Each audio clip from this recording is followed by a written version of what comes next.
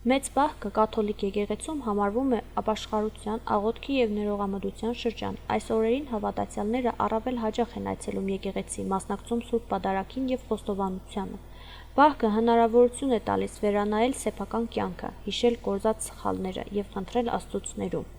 Դիդի մարխვა, նուսաղդկոմը մարխვა, արից պալասը դիդի մարխვა, դանաչեն մարխվեպտան շետարեպիտ։ Պալազե միշնելովանի դա պալազե դիդի խանգծելիովիս միխետույթ։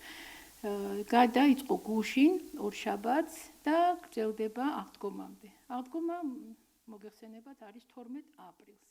Մեծ Պահքը կամ Սուրբ Զատկի Պահքը քրիստոնեական ամենամեծ և ամենակարևոր պահքն է մյուս պահքերի համեմատությամբ, ինչպես իր նշանակությամբ, այնպես էլ տևողությամբ։ Այն սկսվել է երկուշաբթի օրից և շարունակվում է մինչև Սուրբ Զատիկը։ Ինչպես գիտենք, Զատիկը նշվում է ապրիլի 12-ին։ Պահքի առաջին և վերջին շաբաթները համարվում են ամենախիստ օրերը։ Առաջին շաբաթը կոչվում է ծանրապահք, ցանկալի է, որ ով կարող է պահի առանց յուղի, ով առողջական խնդիրներ չունի,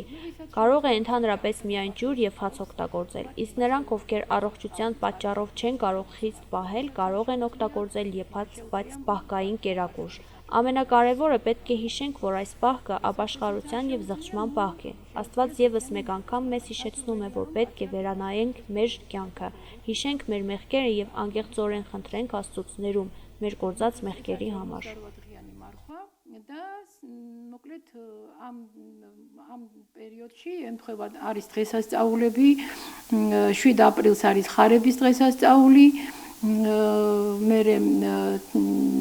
აღდგომამდე წინა შაბათი კვირა არის ბზობა რომელიც აღინიშნება ძალიან დიდი ზეიმით Եկեղեցին հիշեցնում է, որ պահքի իրական իմաստը հոգևոր մաքրումն է։ Զատիկին պատրաստվելը միայն ծիսական բարդականություն չէ, այլ ներքին փոփոխության ճանապարհ, դեպի հավատքի զորացում և հոգևոր վերածնունդ։